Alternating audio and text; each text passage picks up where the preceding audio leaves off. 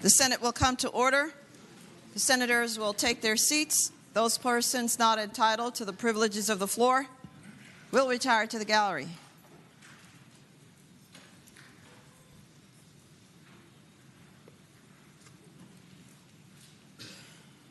Good morning, senators. Good morning. Good morning, guests. Good morning. The senators and those in attendance, if you are able, please rise. We will be led in prayer this morning by Muslim interfaith leader Rizwan Jacob. He is of the Adams Center in Sterling. Following the prayer, if everyone will please remain standing, and we will be led in the Pledge of Allegiance to the flag of the United States of America by our Senate page, Ellie Davis of Albemarle. We will pray now. Bismillah ar-Rahman ar-Rahim. In the name of God, the Beneficent, the Merciful. Dear God, let our actions be full of empathy and peace for building a world in which our words, peace, salam, shalom, shanti, pax, paz, ring from every Christian church, Muslim mosque, Jewish synagogue, Hindu mandir, Sikh gurdwara, Buddhist temple, and Baha'i temple, and all places of worship. Dear God, please help us to remember the golden rule, to treat others the way we want to be treated. We are reminded by prophetic tradition that none of us truly believes until we wish for our brother and sister what we wish for ourselves. We are reminded in Quranic scripture, do good to parents, kinsfolk, orphans, those in need, neighbors who are near, neighbors who are strangers. We must remember our duty to God and our country, to help other people at all times and to make the world a better place.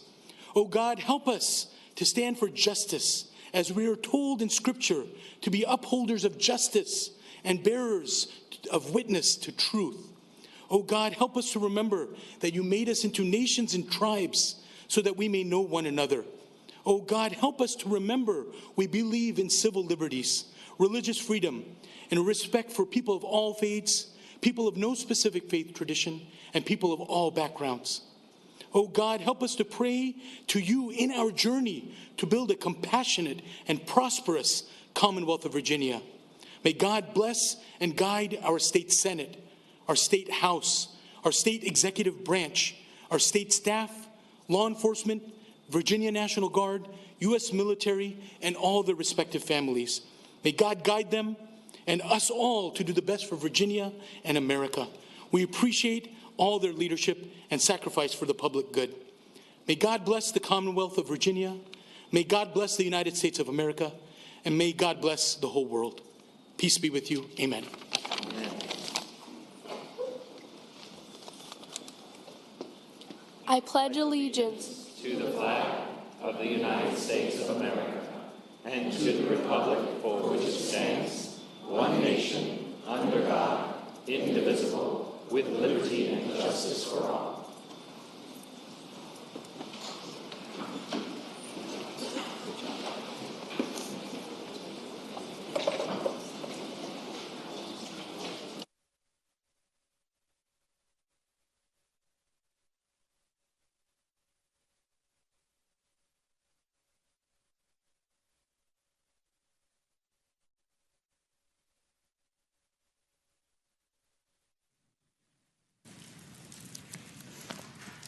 The clerk will call the roll. All those present, please vote aye.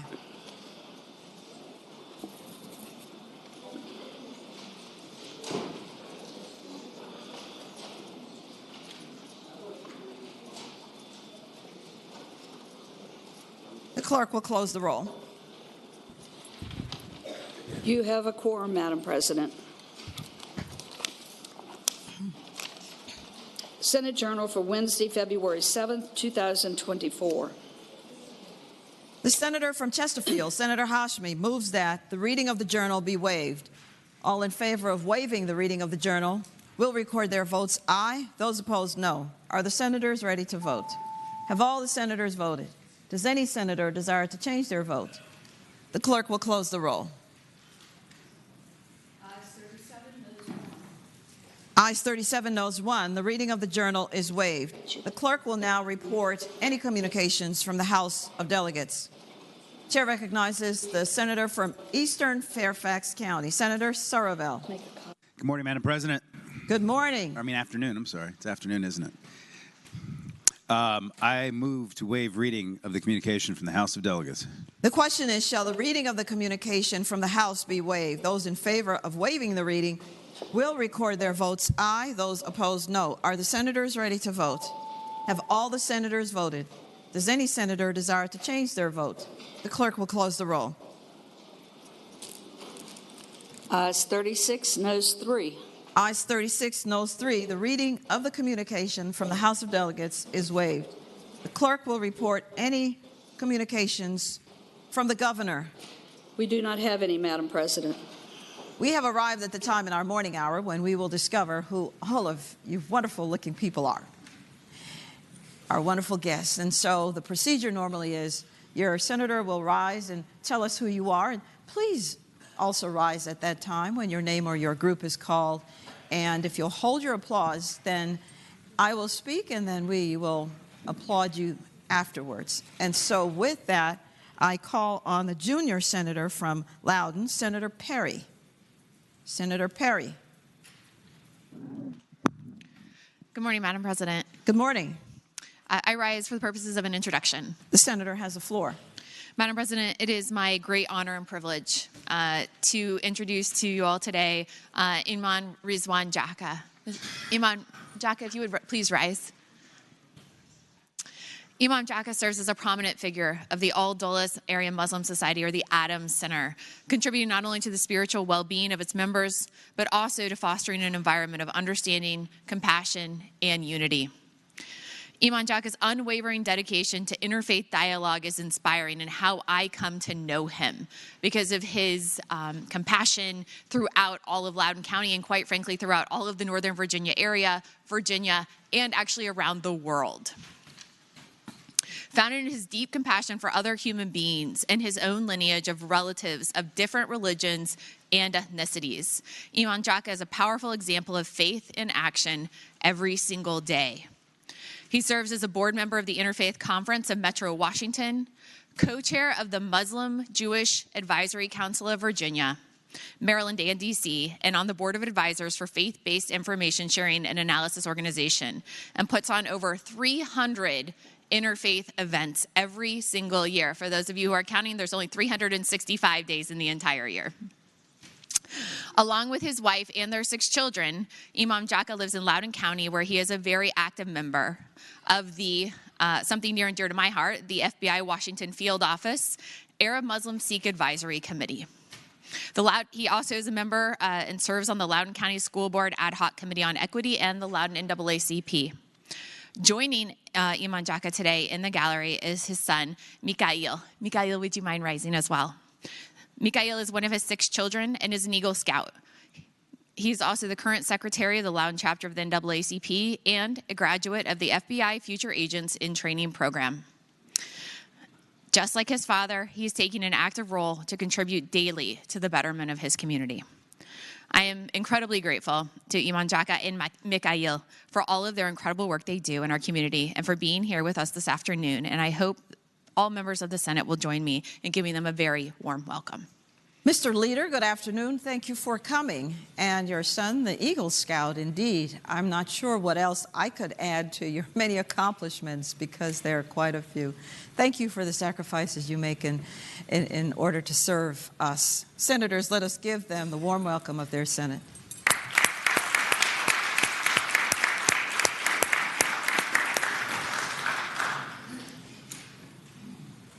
Chair recognizes the senator from Shenandoah, Senator French.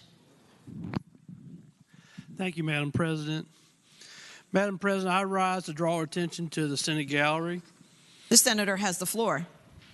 It's my pleasure, Madam President. Virginia is very proud to be home to the 2023 National Champion 4-H Livestock Judging Team.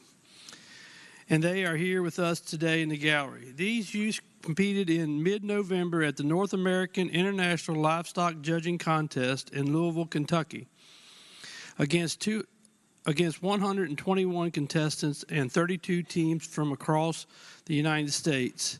The youth that competed in this contest are the best of the best from their respective states in 4-H livestock judging. Team members of the Virginia 4-H All-Star Livestock Judging Team and reigning national champions are Sarah Cron from Rockingham County, Emma Jo Donnelly from Clark County, Kenneth Kearns from Frederick County, and Isaac Miller from Wythe County. And the team coach is Catherine Carter, Extension Youth Animal Science Specialist at Virginia Tech, who is a resident of Botetourt County. In recognition of their win at the national contest, these 4 outstanding youth and their coach will travel to Scotland and Ireland this June to represent the United States and the Commonwealth of Virginia in 2 international livestock judging contests. They will compete at the Royal Highland in Edinburgh, Scotland, and the Colonial Show in Cork, Ireland. 4-H livestock judging is an evaluation teaches youth decision-making, time management, critical thinking, and requires them to defend their decisions during the oral reasons segment of the competition. These youth have been judging most of their young lives with the ultimate goal of competing at the National 4-H Judging Contest. In addition to this international trip, these 4 young adults have received scholarship opportunities and are being recruited by junior colleges and 4-year universities across the country. They are proud to be Virginia 4-H members and represent this great Commonwealth. Madam President, please extend a warm welcome to the members of this 2023 National Champion 4-H Livestock Judging Team. Good afternoon, 4-Hers. You have bested those in Virginia and other states, and now you're representing America. You've done well indeed. Senators, let us give them the warm welcome of their Senate.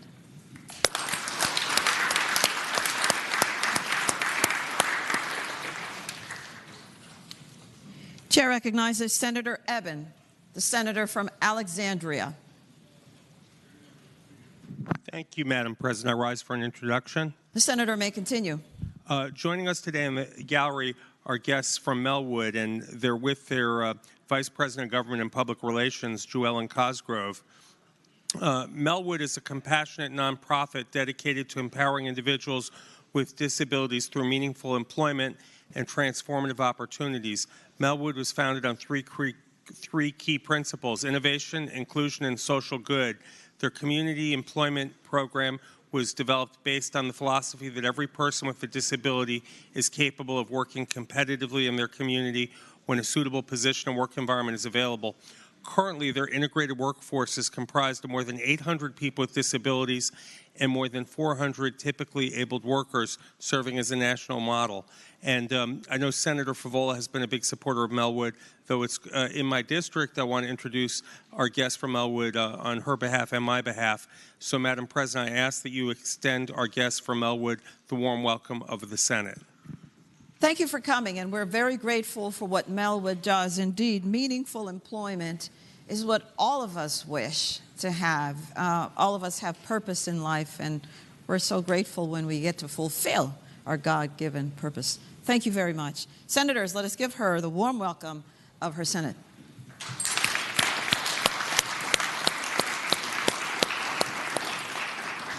Chair recognizes Senator McGuire, the senator from Goochland. Thank you, Madam President. I rise for an introduction. The senator has the floor. Today is Home Educators Association of Virginia's annual day at the Capitol, when homeschool parents and students from all areas of the Commonwealth, including the 10th Senate District, visit our Capitol to learn about state government. According to the most recent 2022-2023 Virginia Department of Education report, more than 57,000 students are now being homeschooled in Virginia. Many great Virginians, such as George Washington, Patrick Henry, John Marshall, Robert E. Lee, Booker T. Washington, and Woodrow Wilson, were primarily educated at home. Homeschooling is an important option for educating children in the Commonwealth, and the parents that do it are excellent. In fact, it's known statistically that 80% of homeschool students, homeschool students statistically perform 80% above the national average on reading, writing, and arithmetic. Please join me in recognizing the Virginia homeschoolers' contribution to the diversity, equality, and education in this great Commonwealth. Good afternoon to you. Thank you for coming, and thank you for watching how we make the sausage, as we say. And thank you for letting your senators and your delegates know about the issues that are important to you. Senators, let us give them the warm welcome of their Senate.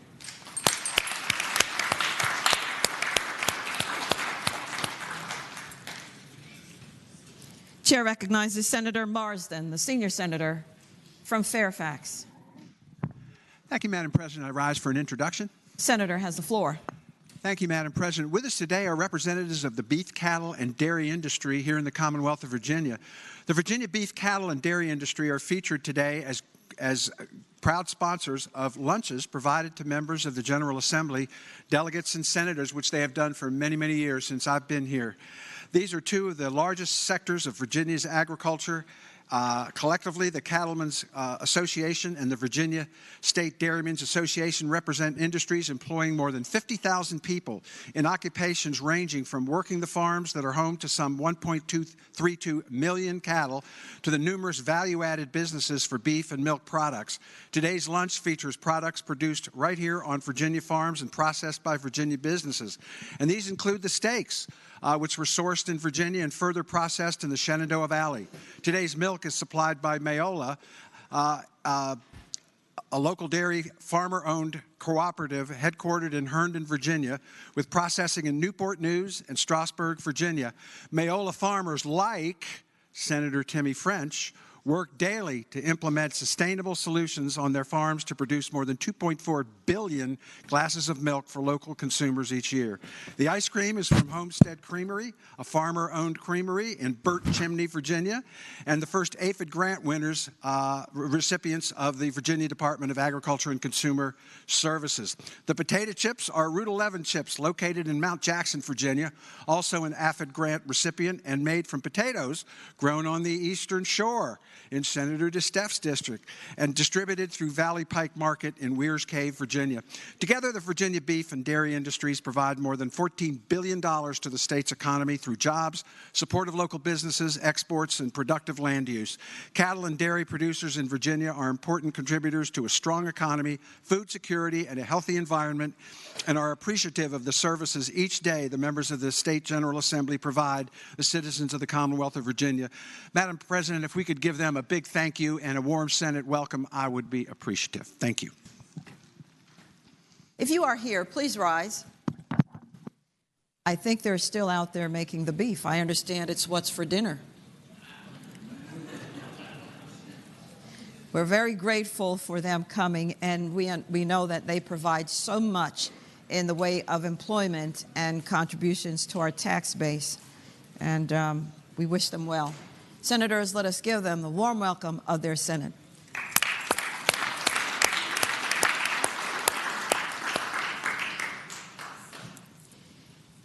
Chair recognizes the senator from Stafford, Senator Durant.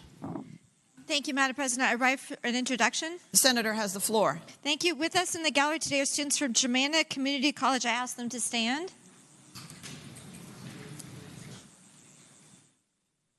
There we go. These students' leaders proudly represent Germanna Community College located in Fredericksburg, Virginia. They are visiting the General Assembly today to advocate for the Virginia Community College system.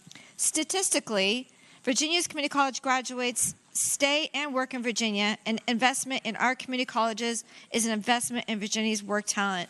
I ask that we give these students a warm Senate welcome. Thank you, students, for coming and for furthering your education. And I know you're going to realize, because it's the way of the world now, that we are always in a training mode. We're always relearning and relearning. And so thank you for being here.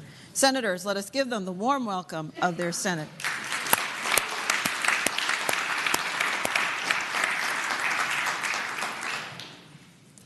Chair recognizes Senator Lucas, the senator from Portsmouth. Thank you, Madam President. Madam President, I rise for the purpose of an introduction. The senator may continue. Thank you. Madam President, visiting here with us today in the Capitol are students from Norfolk State University, accompanied by members of their esteemed faculty and the university president, Dr. Adams Gaston. I would like for them to stand, or they already did, while I make this presentation. Madam President, Norfolk State University was first founded in 1935 during the midst of the Great Depression. Originally pronounced the Norfolk Unit of Virginia Union University, 7 years later in 1942, the General Assembly passed an act which mandated that the Norfolk Unit become a part of Virginia State College. Through great triumph, perseverance, and support from the state, the college was able to continually expand and grow, becoming fully independent from Norfolk State College in 1969 and further obtaining university status in 1979. Today, these students are spending the day meeting with their elected officials, sharing their personal experience, advocating for university resources, and getting a first-hand look at the work that takes place here at the General Assembly during session. And I enjoyed the time that I spent with each of you this morning. Let us continue to do the hard work that will allow us to shift our education system in a positive and forward direction. The work we do in this body will have lasting impact on the lives and minds of the children, adolescents, and adults fighting for quality and equitable forms of education in our Commonwealth. On behalf of Senator Bagby, Senator Williams-Graves, and myself, and of course Senator Locke, who spoke to the group this morning, I ask that you all would join me in giving the Norfolk State University students, faculty, and president a Senate welcome.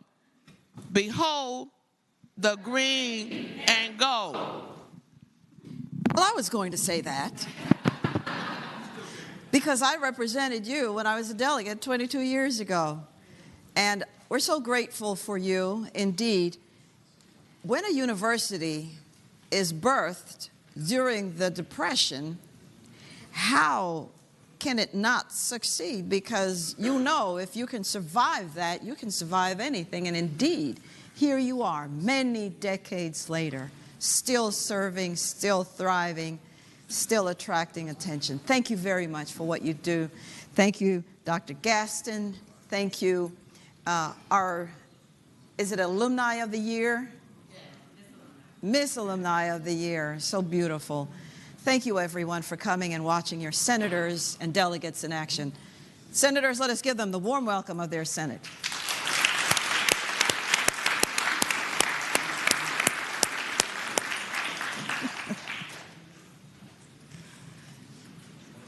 Chair recognizes Senator Deeds, the senator from Charlottesville.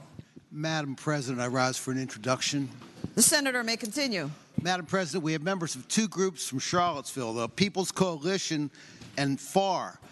They are led by the head of the People's Coalition, Harold Foley. I'd ask that if they'd stand up if they're still in the gallery. These groups are interested primarily in things that affect the human condition: health care, mental health, affordable housing, economic conditions. They work very hard in the Charlottesville area, and they are here to learn about the process today. I'd ask that you deliver to them a warm Senate greeting. Good afternoon, and thank you for coming. The senator said you are helpful in the things that affect the human condition. I would say sometimes it feels very much like an affliction. We're just always in so much want, I tell you, and hurt. But thankfully, you're there to help ease that burden. Thank you very much for coming. Senators, let us give them the warm welcome of their Senate.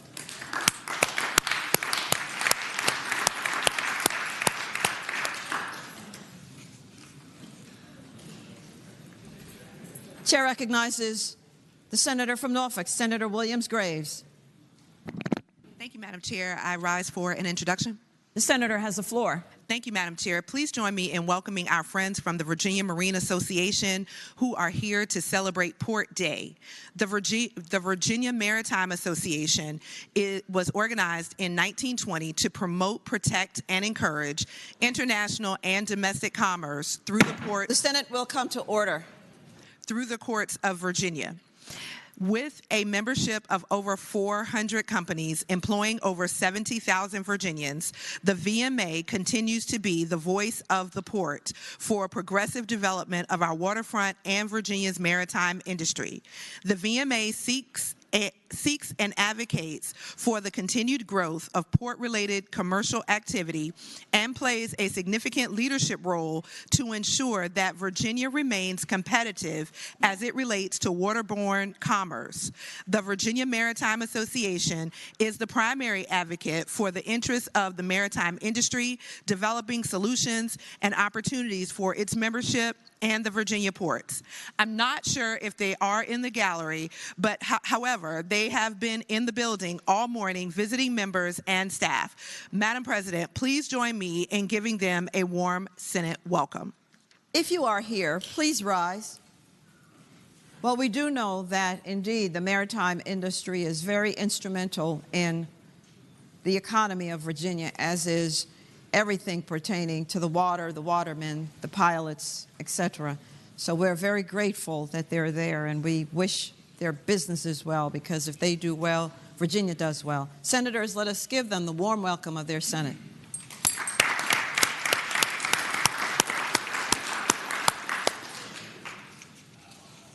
Chair recognizes Senator Boysko, the senator from Northern Fairfax.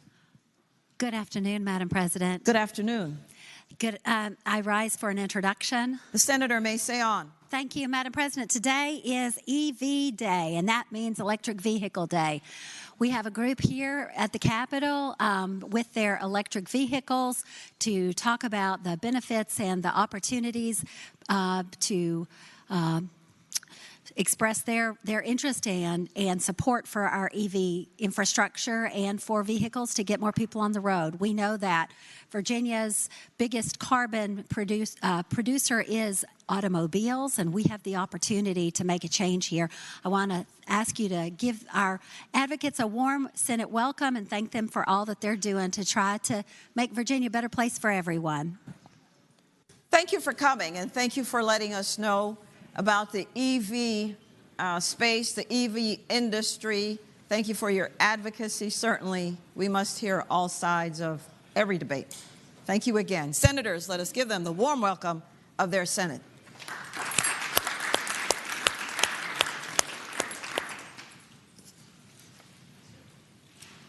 Chair recognizes Senator DeSteff, the senior senator from Virginia Beach.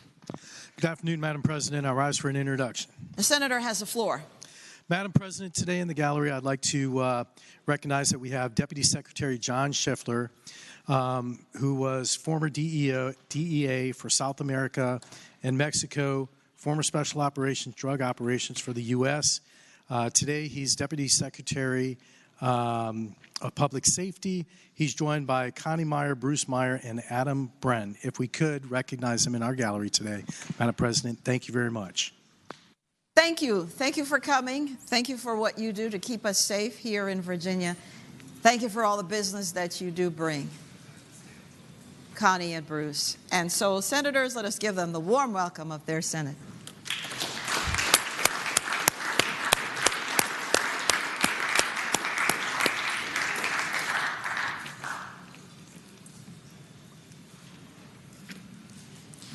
Is there any other business to come for the morning hour?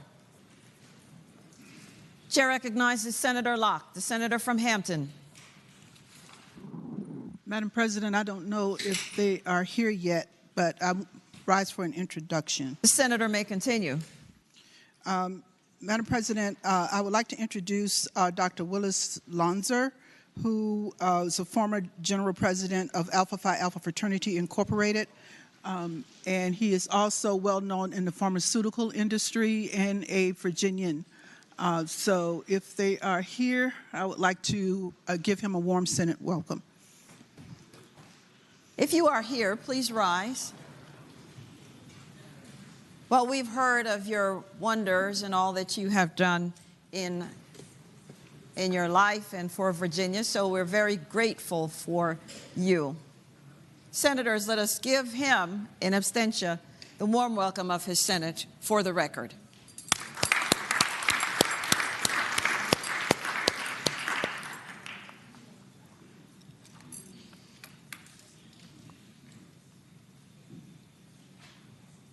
clerk will call the calendar.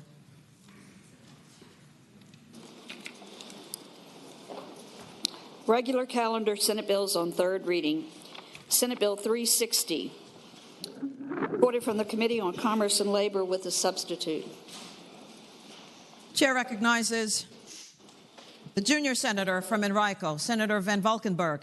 Thank you, Madam President. Madam President, we've got to make a couple motions. So first, I move that we reconsider the vote by which the bill was ordered to be engrossed in advance to its third reading. The question is, shall the vote by which the bill was ordered to be engrossed in advance be reconsidered? Those in favor of that motion will record their votes aye. Those opposed, no. Are the senators ready to vote? Have all the senators voted? Does any senator desire to change their vote? The clerk will close the roll. Ayes 39, no 0. Ayes 39, no 0. The vote is reconsidered. Senator Van Valkenburg. Thank you, Madam President. I move that we reconsider the vote by which the floor substitute was agreed to. The question is, shall the vote by which the floor substitute was agreed to be reconsidered as well? Those in favor of that motion will record their votes aye. Those opposed, no. Are the senators ready to vote? Have all the senators voted? Does any senator desire to change their vote? The clerk will close the roll. Ayes 39, no 0. Ayes 39, no 0. That vote is reconsidered. Senator Van Valkenburg. Thank you, Madam President. Madam President, with the recommendation that the substitute be rejected, I move that the substitute be agreed to. With the recommendation that it be rejected, the question is, Madam President. for what purpose does the senator from Hanover rise? Madam President, would the gentleman yield for a question? Will the junior senator from Henrico yield for a question? Yes, Madam President. The senator yields. Senator McDougall has the floor. Madam President, I'd ask the senator, is there another substitute coming, or are we going back to the original bill? Is that the senator's intention? Senator Van Valkenburg has the floor. Thank you, Madam President. Madam President, I would say to the senator that we are going to accept the committee substitute that you voted on in Commerce and Labor a couple days ago. So the substitute with the guardrails for the banning non-compete bill.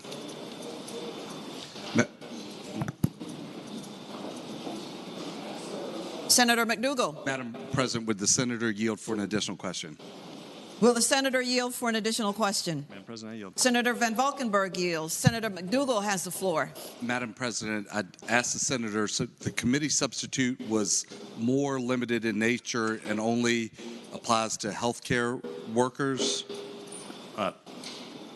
Senator Van Valkenburg. Madam President, I would say to the senator, no. So if you remember, we adopted a floor substitute that the senator from Prince William put on that took the health care one to a complete ban. We then went back to committee because I thought we needed to reconsider it. We needed to put some guardrails on that bill to ensure that we took care of trade secrets, solicitation, stuff like that. So the committee substitute that we will agree to is the complete ban, but it's with those guardrails that we put on. Thank the senator. So no, we're voting no for this bill. Madam President, Senator Van Valkenburg. I renew the motion. So with the recommendation that the substitute be rejected, I move that the substitute be agreed to. With the recommendation that it be rejected, the floor substitute, the question is, shall it be agreed to? Those in favor of that motion will say aye. Those opposed, no. No. The substitute is rejected. Senator Van Valkenburg. Madam President, I move that we agree to the committee substitute. The question is, shall the committee substitute be agreed to?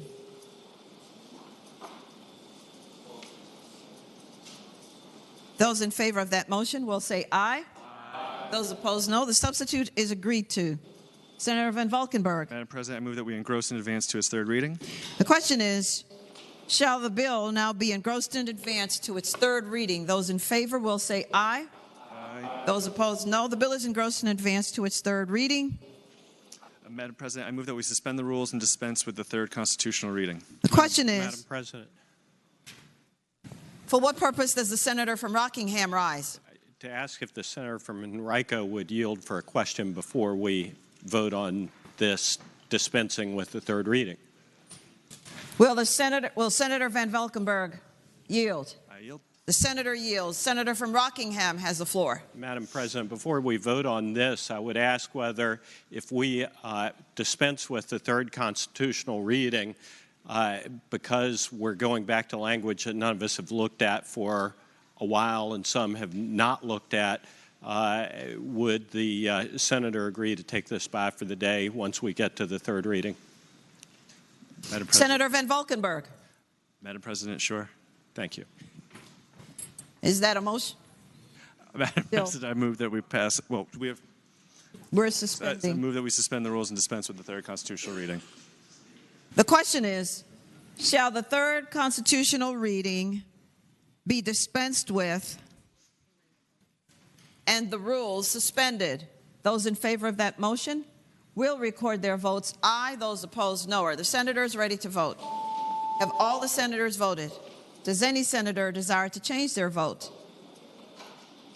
The clerk will close the roll. And Madam President, Ayes 40, Senator. no, 0. Ayes 40, no 0. The rules are suspended, and the third constitutional reading is dispensed with. Senator Van Valkenburg. Madam President, it pains me to ask this for everyone's mental health in here, but I move that we pass this by for the day. Without objection, Senate Bill 360 goes by for the day. Senate Bill 391, Employee Protections, Medical Use of Cannabis Oil. Reported from the Committee on, no committee. Chair recognizes the senator from Western Fairfax, Senator Pekarsky. Thank you, Madam President. I move the bill pass and speaking to that motion. The senator has the floor. Thank you. SB 391 is a bill that seeks to protect the rights of public employees who are authorized to use medical cannabis. When originally enacted, there was no intent to exclude public employees from Code Section 40.1-27.4, the Employment Protections Code for medical cannabis patients. However, it was later discovered that the definition of employer in the code does not include public entities. Therefore, the code unintentionally restricted such protections from being extended to public employees. This further clarifies who is protected to include the Commonwealth, any county, city, town, or other political subdivision thereof, and any agency of the Commonwealth or such county, city, town, or political subdivision in the definition of employer within Code Section 40.1-27.4. The substitute that was adopted by this body yesterday is reflective of work with members in the chamber to ensure that all concerns have been addressed. There is included in that an exemption for law enforcement officers, and it clarifies that this pertains to cannabis oil. This exclusion simply means that the same protections are not extended to law enforcement officers. This update in the code will not affect them or change their current practices or policies by granting them protections for medical cannabis use. This does not add any additional burden or remove any protections as it stands. The impacts of this unintentional exclusion have been felt across the Commonwealth, but particularly amongst our firefighters who too often have suffered from PTSD or other physical ailments that medical cannabis products can help manage. I have done my best to clarify the many questions that have come up, and I would ask my colleagues to please support this bill today. Thank you. The question is, shall the bill pass? Those in favor of that motion will record their votes aye. Those opposed, no. Are the senators ready to vote? Have all the senators voted? Does any senator desire to change their vote? The clerk will close the roll. Ayes 30, noes 10. Ayes 30, noes 10. The bill passes. Senate Bill 304, Zoning, Development, and Use of Accessory Dwelling Units. Chair calls on the senator from Central Fairfax, Senator Salim. Madam President, I ask that Senate Bill 304 go by for the day. Without objection, Senate Bill 304 goes by for the day. Senate Bill 544, Short-Term Rental Property Localities' Ability to Prohibit Use of Accessory Dwelling Unit. Chair recognizes the senior senator from Enrico, Senator Bagby. Madam President, would you have a problem if that bill also goes by for the day? Without objection, Senate Bill 544 goes by for the day. Senate Bill 549, travel expenses local officials. Chair recognizes the junior senator from Loudoun, Senator Perry. Madam President, as the third time as the charm, I'd also ask that my bill go by for the day. Without objection, Senate Bill 549 goes by for the day. Uncontested calendar, Senate bills on second reading. Chair recognizes Senator Somerville, the senator from Eastern Fairfax County. Madam President, hold on a sec. Oh, I went too far. Okay, Madam President, I move that all the Senate bills on the second reading on the uncontested calendar on pages 4 through 18, Senate Bills 615 to 705 be advanced their engrossment in the block. After the adoption of any amendments thereto, any senator desiring to remove a bill from the block shall do so after the clerk reads the number of the bill. The question is, shall all Senate bills on second reading on the uncontested calendar on pages 4 through 18, Senate Bill 615 through 705, be engrossed in advance to their third reading in the block after the adoption of any amendments thereto, with the understanding that any senator desiring a bill to be removed from the block will do so after the clerk has read the number of the bills. Those in favor of that motion will say aye. Those opposed, no. The ayes have it. The motion is agreed to. The bills are now before us in the block. Senate Bill 615, reported from the Committee on Rules with a substitute, and there is a floor amendment. Chair recognizes Senator Pillion, the senator from Washington. Thank you, Madam President. I move the committee substitute be agreed to. The question is, shall the substitute be agreed to? Those in favor will say aye. Those opposed, no. The substitute is agreed to. Senator Pillion. Thank you, Madam President. I move the reading of the floor amendment be waived. The question is, shall the reading of the floor amendment be waived? Those in favor will say aye. Those opposed, no. The reading of the floor amendment is waived. Senator Pillion. Madam President, I move the floor amendment be agreed to and speak to that motion. The senator may continue. This amendment comes out of the request of Senate Finance, striking unnecessary language at the end of the bill regarding implementation. That's it. The question is, shall the floor amendment be agreed to? Those in favor will say aye. Those opposed, no. The floor amendment is agreed to. Senate Bill 70, reported from the Committee on Rehabilitation and Social Services with amendment, and from the Committee on Finance and Appropriations with an amendment. Chair recognizes the senior senator from Prince William, Senator McPike. Thank you, Madam President. Move that the amendments from the Committee of Rehab and Social Services be agreed to. The question is, shall the committee amendments from Rehab and Social Services be agreed to? Those in favor will say aye. Those opposed, no. The ayes have it. The amendments are agreed to. Senator McPike. Thank you, Madam President. Move the amendments from the Committee of Finance and Appropriations be agreed to. Question is, shall the committee amendments from Finance and Appropriations be agreed to? Those in favor will say aye. Those opposed, no. The amendments are agreed to. Senate Bill 177, reported from the Committee on General Laws and Technology with amendments, and from the Committee on Finance and Appropriations with an amendment. Chair recognizes Senator Favola, the senator from Arlington. Thank you, Madam President. Madam President, I move that the amendments from the Committee on General Laws and Technology be agreed to. The question is, shall the amendments from General Laws and Technology be agreed to? Those in favor will say aye. Aye. Those opposed, no. The amendments are agreed to.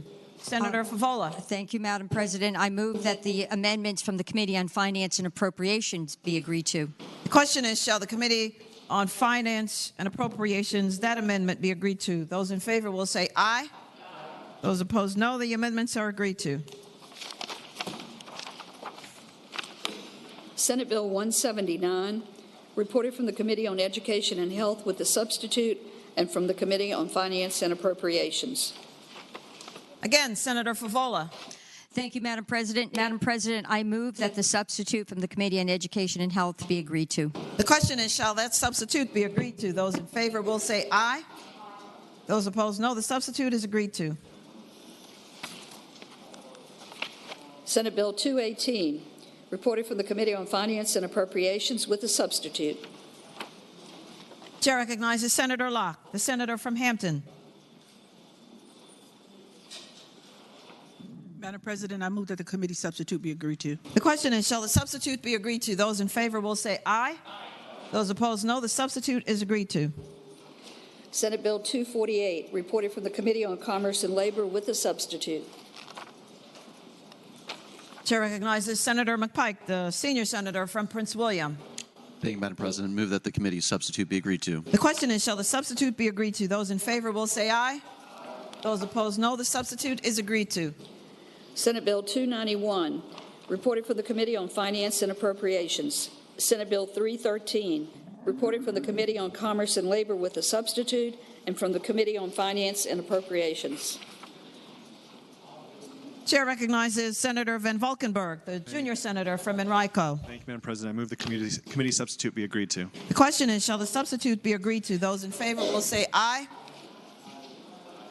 Those opposed, no. The substitute is agreed to. Senate Bill 343, reported from the Committee on Finance and Appropriations.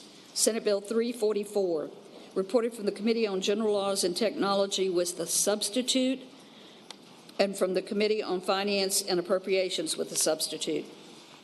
Chair recognizes Senator Reeves, the senator from Orange. With the recommendation to be rejected, I would now move the committee substitute. The question is, with the recommendation that the substitute from the Committee on General Laws and Technology be rejected, shall it be agreed to? Those in favor will say aye. Those opposed, no. Substitute is rejected. Senator Reeves. Thank you, Madam President. I would now move that the substitute from the Committee on Finance and Appropriation be agreed to. The question is, shall the substitute from Finance and Appropriations now be agreed to? Those in favor will say aye. Aye. Those opposed, no. The substitute is agreed to. Senate Bill 396, reported from the Committee on Finance and Appropriations with a substitute. Chair recognizes Senator McDougall, the senator from Hanover. Thank you, Madam President. Move that the committee substitute be agreed to.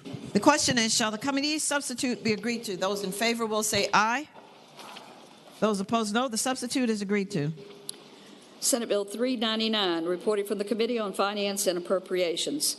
Senate Bill 411, reported from the Committee on Agriculture, Conservation, and Natural Resources with a substitute, and from the Committee on Finance and Appropriations.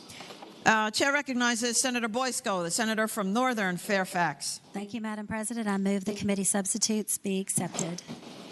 The question is, shall the substitute be accepted? Those in favor will say aye. Those opposed, no. The substitute is accepted. Senate Bill 452, reported from the Committee on Finance and Appropriations. Senate Bill 458, reported from the Committee on Finance and Appropriations. Senate Bill 466, reported from the Committee on Finance and Appropriations with an amendment. Chair recognizes Senator Obenshain, the senator from Rockingham. Senator Obenshain.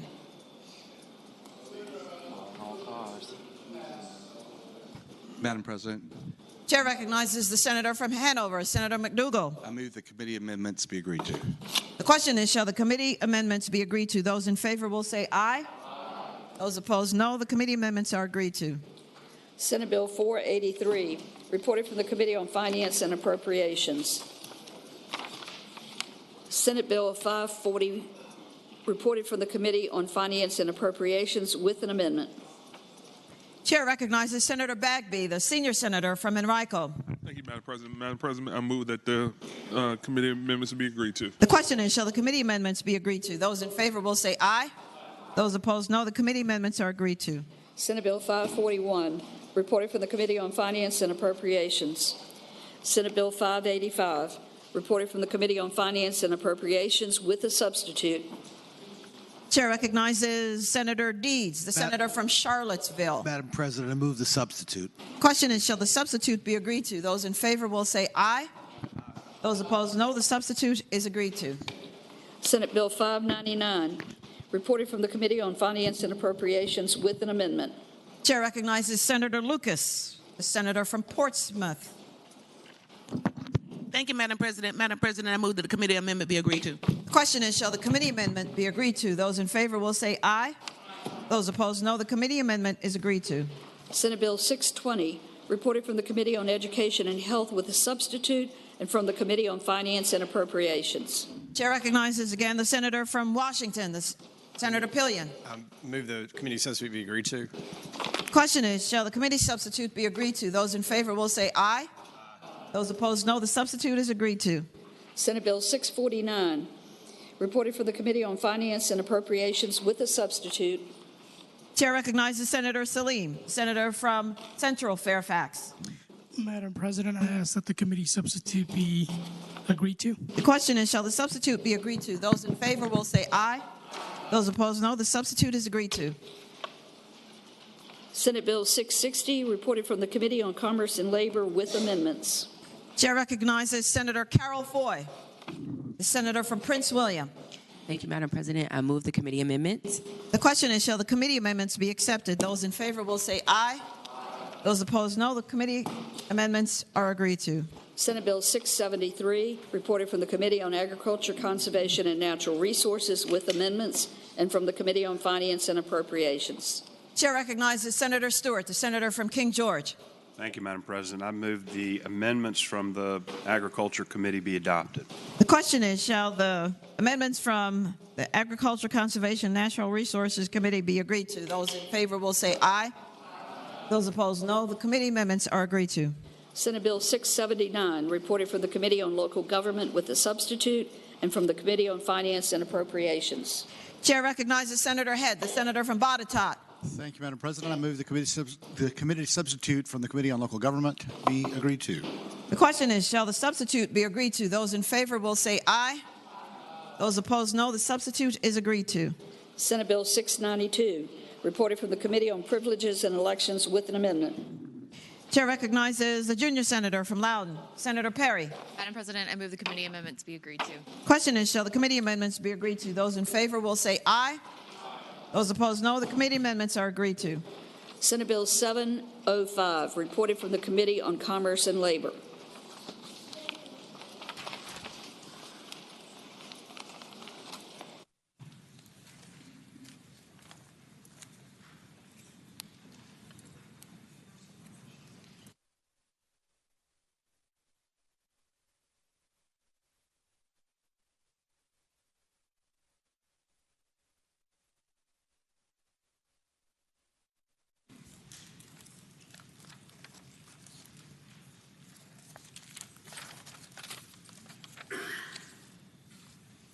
The question is, shall the Senate bills now be engrossed and advanced to their third reading? All in favor of that motion will say aye. Those opposed, no. The ayes have it. The bills are engrossed and advanced to their third reading. Senator Sorovell, the senator from Eastern Fairfax County. Thank you, Madam President. I move that all the Senate bills now on third reading, uncontested calendar, on pages 4 through 18, Senate Bills 615 to 705, be placed on their final passage in the block. Any senator desiring to move a bill from the block, please do so after the clerk has read the number of the bill. The question is, shall the rules be suspended and the third reading of the titles of the bills be dispensed with? All those in favor of that motion will record their votes aye. Those opposed, no. Are the senators ready to vote? Have all the senators voted? Does any senator desire to change their vote? The clerk will close the roll. Ayes 40, no 0. Ayes 40, no 0. The rules are suspended. The reading of the titles is dispensed with. The bills are now on their final passage. Senator Sorovell.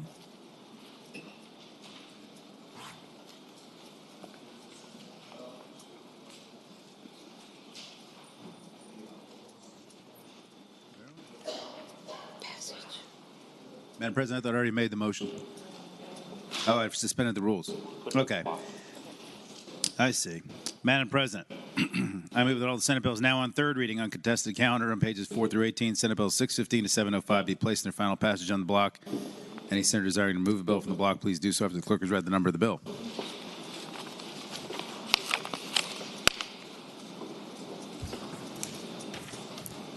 to decipher that motion.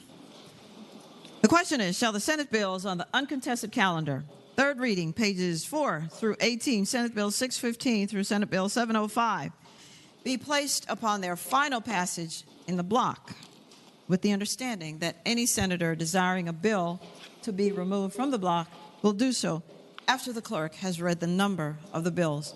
Those in favor of that motion will say aye. Those opposed, no. The ayes have it. The motion is agreed to. The bills are before us in the block. The clerk will read the number of the bills. Senate Bill 615, Senate Bill 70, Senate Bill 177, Senate Bill 179, Senate Bill 218, Senate Bill 248, Senate Bill 291, Senate Bill 313, Senate Bill 343,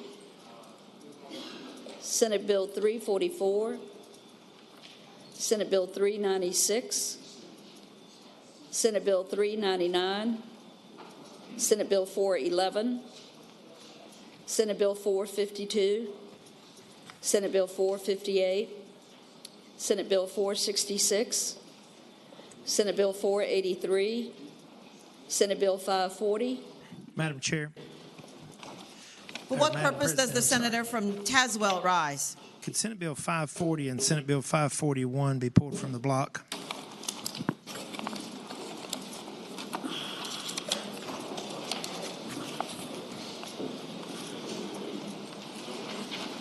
Without objection, Senate Bills 540 and 541 out of the block.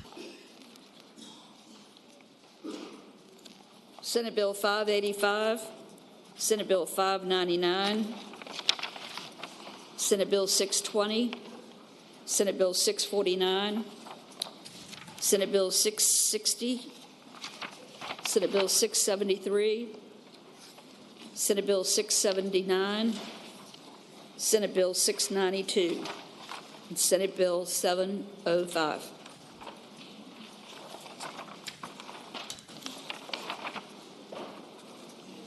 Madam President. Senator Soroville. Thank you. Can Senate Bill 673 come out of the block for purposes of an abstention? That's not? Okay, never mind. I withdraw that.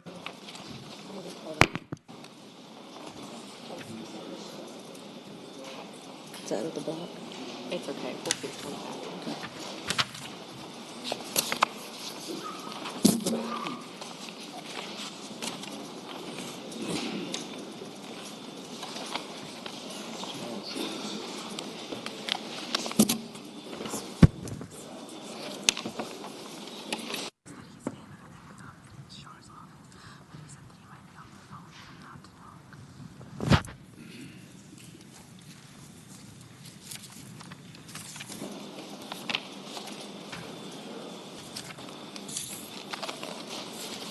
The question is, shall all Senate bills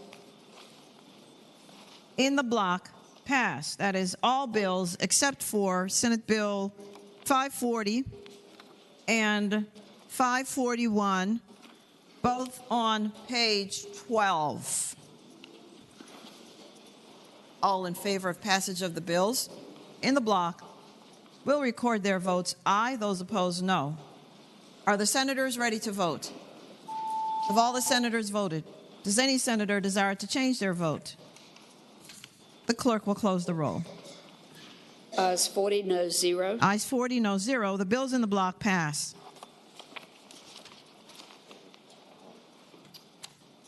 Page 12, Senate Bill 540. Page 12, Senate Bill 540. Senate Bill 540.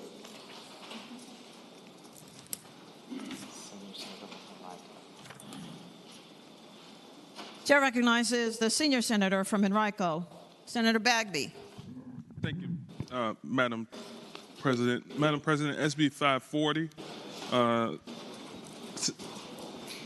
For what purpose does the senator rise? Speaking to the bill. In what way? Passage? Move passage and speaking to that. The senator has the floor. Thank you, Madam President. Madam President, 540 is more of a data bill than a gaming bill. This bill simply says that in Virginia we can, our data centers and so forth can store from other states. Doesn't mean it doesn't allow participation with other states. It just says storing the data from other states. And so if you have a problem with gaming, you still should not have a problem with this legislation. Move passage.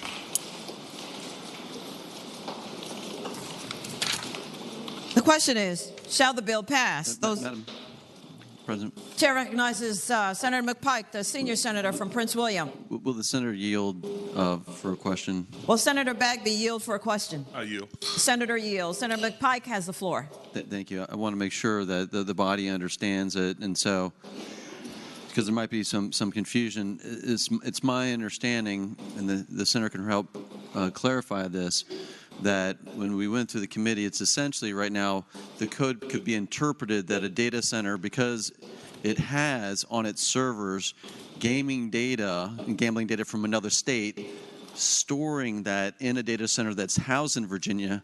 This simply clarifies that that's allowable. It's not expanding any gambling or gaming. It's simply because data centers house that information, they didn't want to get caught up in the crosshairs. And so what this does is clarifies that. Is that the senator's understanding, Madam President? Senator Bagby has the floor. Madam President, I will tell the gentleman he's correct. I think the gentleman, hopefully that helps the body understand and clarify what the bill actually does.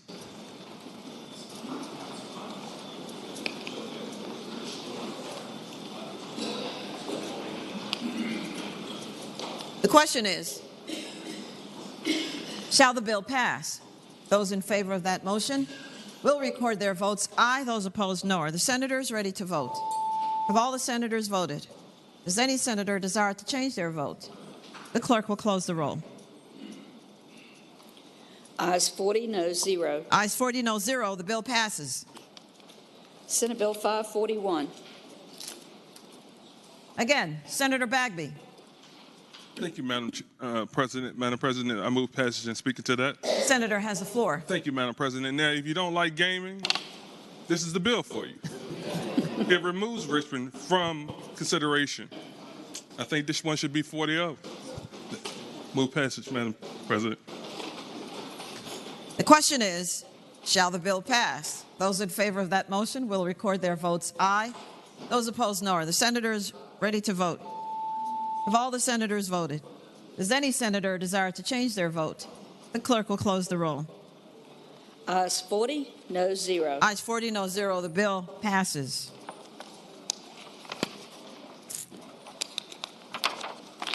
On page 18, regular calendar Senate bills on second reading. Senate Bill 7, hate crimes and discrimination, ethnic animosity penalties. Reported from the Committee for Courts of Justice with a substitute and from the Committee on Finance and Appropriations. Chair recognizes the senator from Orange, Senator Reeves. Thank you, Madam President. I would move the committee substitute. The question is, shall the substitute be agreed to? Those in favor will say aye. Those opposed, no. The substitute is agreed to. Senator Reeves. Thank you, Madam President. I would now move to engross and advance the bill to the third constitutional reading. The question is, shall the bill be engrossed and advanced to its third reading? Those in favor will say aye. Those opposed, no. The bill is engrossed and advanced to its third reading. Senate Bill 17, motorsports facilities designating as historic landmarks in enterprise zones. Reported from the Committee on Local Government with a substitute and from the Committee on Finance and Appropriations. Chair recognizes Senator Stanley, the senator from Franklin. Thank you, Madam President. I move the committee substitute be adopted. The question is, shall the substitute be adopted? Those in favor will say aye. Those opposed, no. The substitute is adopted. Senator Stanley. Thank you, Madam President. I now move that Senate Bill 17 be engrossed and advanced to its third constitutional reading. The question is, shall the bill be engrossed and advanced to its third constitutional reading? Those in favor will say aye. Those opposed, no. The bill is engrossed and advanced to its third reading. Senate Bill 78, campaign advertisements, independent expenditures, electioneering communications. Reported from the Committee on Privileges and Elections with a substitute, and there are two floor amendments. Chair recognizes Senator Favola, the senator from Arlington. Thank you, Madam President. At the request of a member, I ask that this go by for the day. Without objection, Senate Bill 78 goes by for the day. Senate Bill 79, solar-ready roofs for certain government buildings, net zero energy consumption building designed for schools. Reported from the Committee on General Laws and Technology with a substitute, and from the Committee on Finance and Appropriations with a substitute. Chair recognizes Senator Favola from Arlington. Thank you, Madam President. With the recommendation that it be rejected, I move that we accept the substitute for the Committee on General Laws and Technology. With the recommendation that the substitute from General Laws and Technology be rejected, the question is, shall it be agreed to? Those in favor will say aye. Those opposed, no. No. The substitute is rejected. Senator Favola. Thank you, Madam President. I move that the substitute from the Committee on Finance and Appropriations be agreed to. The question is, shall the substitute from Committee on Finance and Appropriations be agreed to? Those in favor will say aye. Aye. Those opposed, no. The substitute is agreed to. I move that the bill be engrossed in advance to its third constitutional reading. The question is, shall the bill now be engrossed in advance to its third reading? Those in favor will say aye. Those opposed, no. The bill is engrossed in advance to its third reading. Senate Bill 107, campaign finance, fundraising during special sessions prohibited. Reported from the Committee on Privileges and Elections with a substitute. Chair recognizes Senator Suderline, the senator from Roanoke. Thank you, Madam President. I move that the Senate adopt the committee substitute. The question is, shall the substitute be agreed to? Those in favor will say aye. Those opposed, Aye. no. The substitute is agreed to. Senator Suderline. Thank you, Madam President. I move that the Senate engross and advance Senate Bill 107 to its third constitutional reading. The question is, shall the bill be engrossed in advance to its third reading? Those in favor will say aye. Those opposed, no. The bill is engrossed in advance to its third reading. Senate Bill 234, parking lot solar development program and fund established report. Reported from the Committee on Commerce and Labor with amendments, and from the Committee on Finance and Appropriations with a substitute. Chair recognizes Senator Hashmi, the senator from Chesterfield. Thank you, Madam President. With the recommendation that they be rejected, I move. The senator will suspend. The Senate will come to order. Senator may continue. Thank you, Madam President. With the recommendation that they be rejected, I move the amendments from the Committee on Commerce and Labor. The question is, with the recommendation that it be rejected, shall the committee amendments from Commerce and Labor be agreed to? Those in favor will say aye. Those opposed, no. No. The committee amendments are rejected. Senator Hashmi.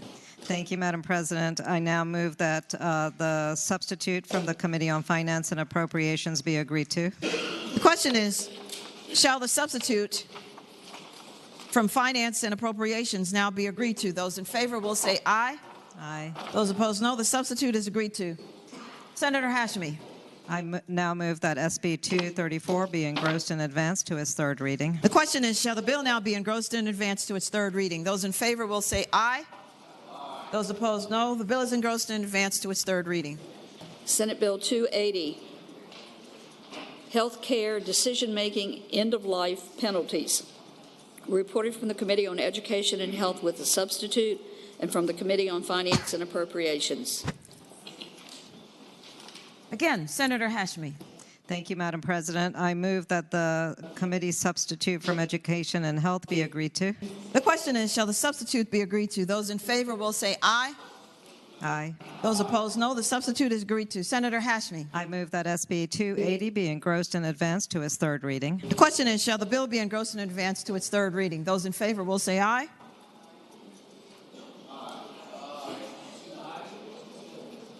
Those opposed, no.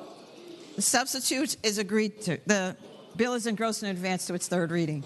Senate Bill 337, Eastern Virginia Groundwater Management Area, continued withdrawal permit for residential well. Reported from the Committee on Finance and Appropriations. Chair recognizes Senator Stewart, the senator from King George. Thank you, Madam President. I move the bill be engrossed in advance to its third reading. The question is, shall the bill be engrossed in advance to its third reading? Those in favor will say aye. Those opposed, no. The bill is engrossed and advanced to its third reading. Senate Bill 384, human smuggling penalties, reported from the Committee for Courts of Justice with a substitute and from the Committee on Finance and Appropriations.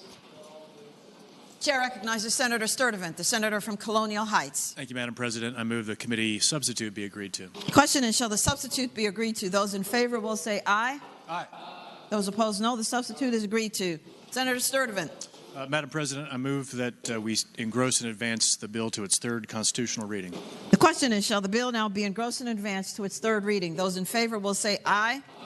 Those opposed, no. The bill is engrossed and advanced to its third reading. Senate Bill 436, Workforce Development and Advancement Department changes title of Director to Commissioner, reported from the Committee on General Laws and Technology with a substitute and from the Committee on Finance and Appropriations. Chair recognizes Senator Suderline, senator from Roanoke. Thank you, Madam President. I'd ask that Senate Bill 436 go by for the day. Without objection, Senate Bill 436 goes by for the day. Senate Bill 453, Emissions Inspections Fees Agreement for Services and Interchange Fees, reported from the Committee on Agriculture, Conservation, and Natural Resources with a substitute and from the Committee on Finance and Appropriations with a substitute. Chair recognizes Senator Marsden, the senior senator from Fairfax. Thank you, Madam President. I move that with the recommendation that it be rejected, I move the committee substitute from Agriculture, Conservation, and Natural Resources.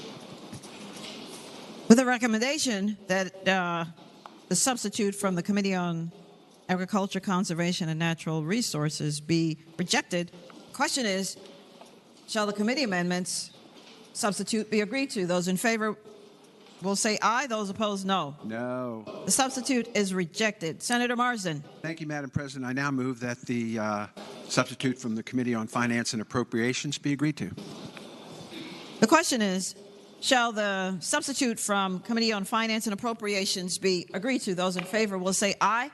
Aye. Those opposed, no. The substitute is agreed to. Senator Marsden. Thank you, Madam President. I now move that the bill be engrossed and advanced to its third reading. The question is, shall the bill be engrossed and advanced to its third reading? Those in favor will say aye. Aye. Those opposed, no. The substitute and everything else is engrossed and advanced to its third constitutional reading.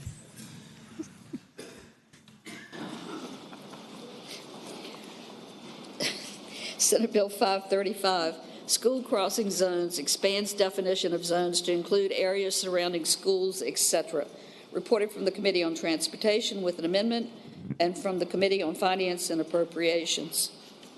Chair recognizes the senior senator from Enrico, Senator Bagby. Thank you, Madam President. Madam President, I move that the amendment be agreed to. Question is, shall the committee amendments be agreed to? Those in favor will say aye. Those opposed, no. The committee amendments are agreed to. Senator Bagby. Thank you, Madam President. I move that the bill be engrossed and moved on to its third reading. Question is, shall the bill be engrossed and advanced to its third reading? Those in favor will say aye. Those opposed, no. The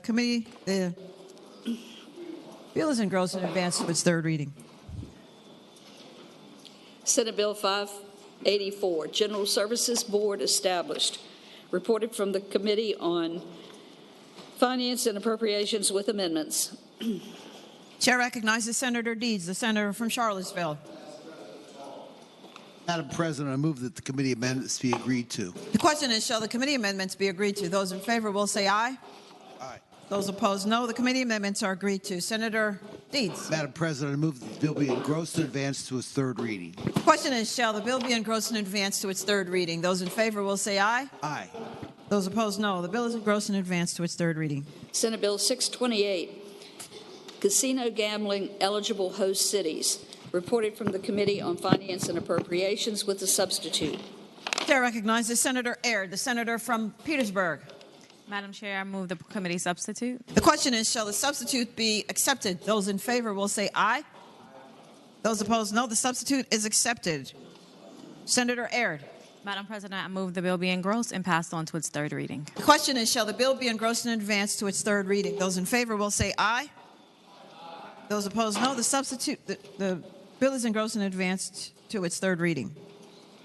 Senate Bill 712, hunting dogs intentional release on state highway or right-of-way penalty. Reported from the Committee on Agriculture, Conservation, and Natural Resources with a substitute. Chair recognizes Senator Marsden, the senior senator from Fairfax County. Thank you, Madam President. I move that the committee amendments be agreed to. The substitute? Substitute, excuse me, be agreed to. The question is, shall the substitute be agreed to? Those in favor will say aye. Aye. Those opposed, no. The substitute is agreed to. Senator Marsden. Thank you, Madam President. I now move that the bill be engrossed and advanced to its third reading. The question is, shall the bill be engrossed and advanced to its third reading? Those in favor will say aye. Those opposed, no. The bill is engrossed and advanced to its third reading. Uncontested calendar, Senate bills on first reading. Chair recognizes Senator Surville, the senator from Eastern Fairfax County. Thank you, Madam President. I move that all the Senate bills on first reading on the uncontested and regular calendars, pages 27 to 52, Senate bills 80 through 719, that the rules be suspended and that the first constitutional reading of the titles be dispensed with. The question is, shall the rules be suspended and the first constitutional reading of the titles of Senate bills on the uncontested and regular calendars, pages 27 through 52, Senate bills 80 through Senate bill 719, be dispensed with? Those in favor of that motion will say aye. Oh. Yeah, sorry. I saw that. We'll record their votes aye. And those opposed, no. Are the senators ready to vote? Have all the senators voted? Does any senator desire to change their vote? The clerk will close the roll. Ayes 40, no 0. Ayes 40, no 0. The rules and the reading of the titles is dispensed with. Senator Surville. Thank you, Madam President. I move that all of those bills be passed by for the day. Question is, shall the Senate bills on the uncontested and regular calendars, now on their second reading, go by for the day? Those in favor of that motion will say aye. Those opposed, no. The ayes have it. The bills will go by for the day. Uncontested calendar, Senate Joint Resolution on second reading. Senate Joint Resolution 82, confirming appointments by the governor of certain persons communicated to the General Assembly January 26, 2024. Reported from the Committee on Privileges and Elections. Chair recognizes the junior senator from Virginia Beach, Senator Rouse. Thank you, Madam President. I move that the resolution be engrossed and advanced to its third reading. The question is, shall the resolution be engrossed and advanced to its third reading? Those in favor of that motion will say aye. Aye. Those opposed, no. The resolution is engrossed and advanced to its third reading. Senator Rouse. Thank you, Madam President. I move that the rules be suspended and the third reading of the title be waived. The question is, shall the rules be suspended and the third reading of the title be waived? Those in favor of that motion will record their votes aye.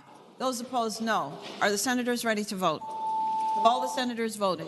Does any senator desire to change their vote? The clerk will close the roll. Ayes 40, no 0. Ayes 40, no 0. The reading of the titles is waived and the rules are suspended.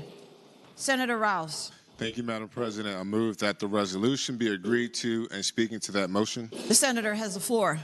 Thank you, Madam President. Senate Joint Resolution 82 just contains appointments made after we started session and does not need to meet the deadline for interim appointments. It is uncontested, and so move that we pass the resolution.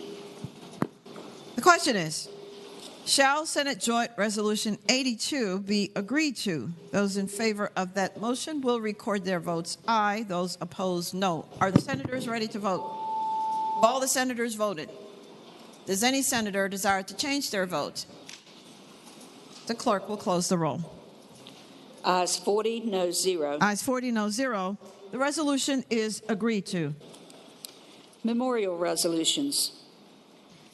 Senator Surville, the senator from Eastern Fairfax County. Madam President, I move that the memorial resolutions on pages 52 through 55, HJR 109 to SR 49, be considered in the block in the usual manner, waiving the reading of the resolutions thereof with the understanding that any senator desiring to remove a resolution from the block will do so after the clerk has read the number of the resolution.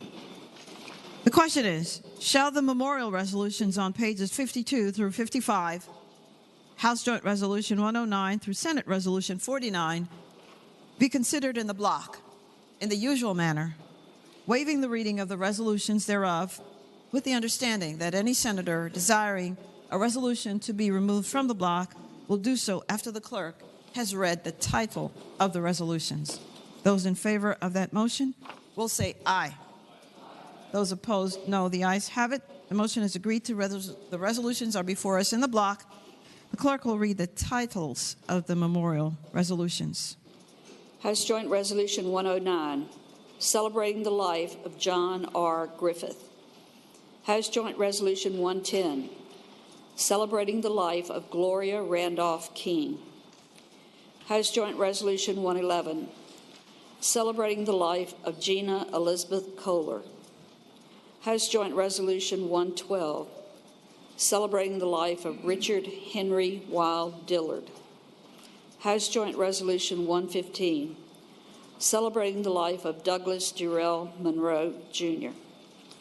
House Joint Resolution 117, celebrating the life of Edward Thompson. House Joint Resolution 137, celebrating the life of Charles D. Grant. Senate Joint Resolution 86, celebrating the life of Karen Harrison Jones. Senate Joint Resolution 90, celebrating the life of the Honorable Edward DeJarnett Berry. Senate Joint Resolution 92, celebrating the life of the Honorable Bernard Woe Krigler. Senate Resolution 28, celebrating the life of James Curtis Gillespie. Senate Resolution 31, celebrating the life of Camille Annette Harrell. Senate Resolution 34, celebrating the life of Geraldine Boyd Cole. Senate Resolution 35, celebrating the life of Wanda Sue Varney. Senate Resolution 36, celebrating the life of Donald Wayne Reef. Senate Resolution 37, celebrating the life of the Reverend Titus Philip Horton.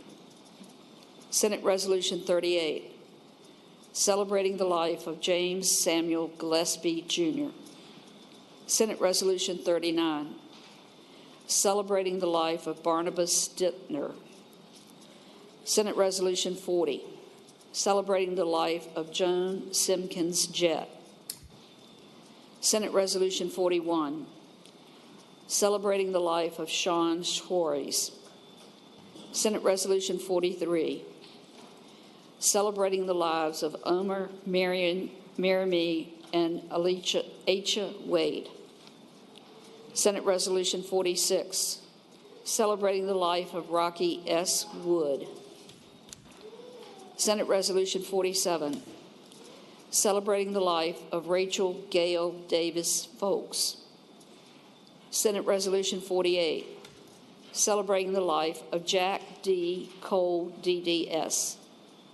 Senate Resolution 49, celebrating the life of James Warren Huff. For what purpose does the senator from Roanoke rise? Madam President, I would ask that House Joint Resolutions 112 and 117 on page 53 come out of the block and go by for the week, or by for the day, ma'am.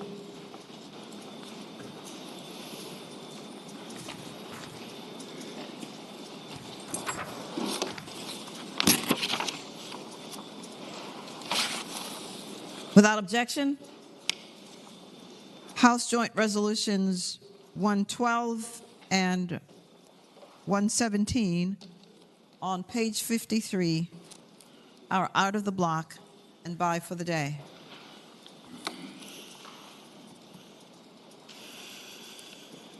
The question is, the remaining resolutions will be agreed to in the usual manner. All those in favor of agreeing to the memorial resolutions, please rise.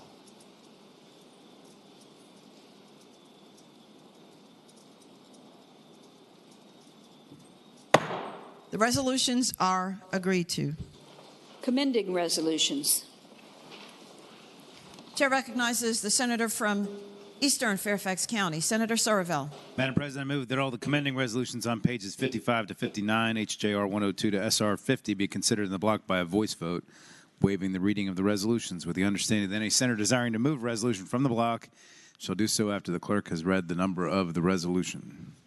The question is, shall the commending resolutions on pages 55 through 59, House Joint Resolution 102 through Senate Resolution 50, be considered in the block by voice vote, waiving the reading of the resolutions with the understanding that any senator desiring a resolution be removed from the block will do so after the clerk has read the number of the resolution.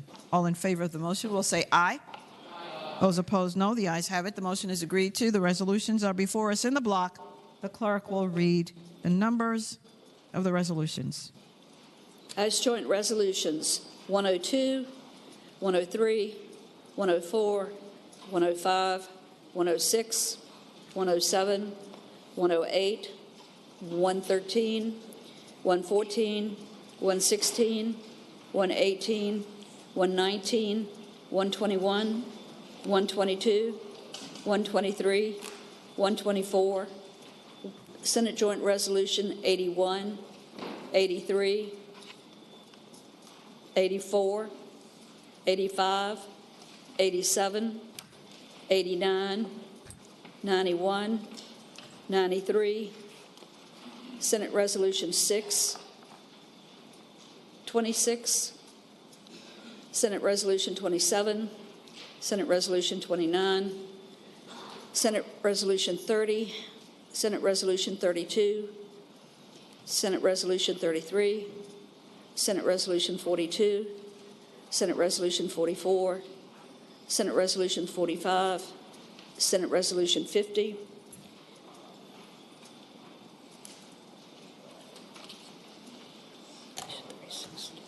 Senator Surville. For what purpose does the senator rise? Inquiry of the clerk. Does that complete the first count? No. No, sir. Senator was standing. We have to vote on the block. Oh, no, I thought we were okay. No, I'm ahead of you guys. Well, the senator was standing in his seat, so I assume the senator had a question. Nope. Not yet.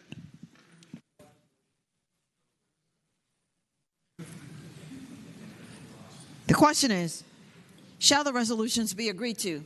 All in favor of agreeing to the resolutions will say aye. Aye. Those opposed, no. The resolutions are agreed to. We need to return to page 360. Page 1? On page 1. Madam President, having voted on the prevailing side by which we passed by for the day, Senate Bill 360, I would ask that we reconsider that vote.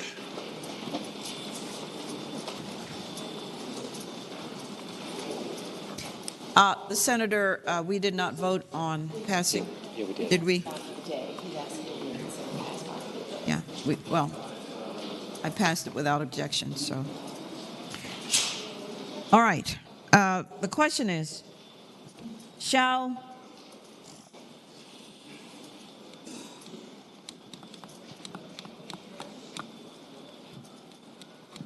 the decision without objection to pass by for the day on Senate Bill 360 be reconsidered?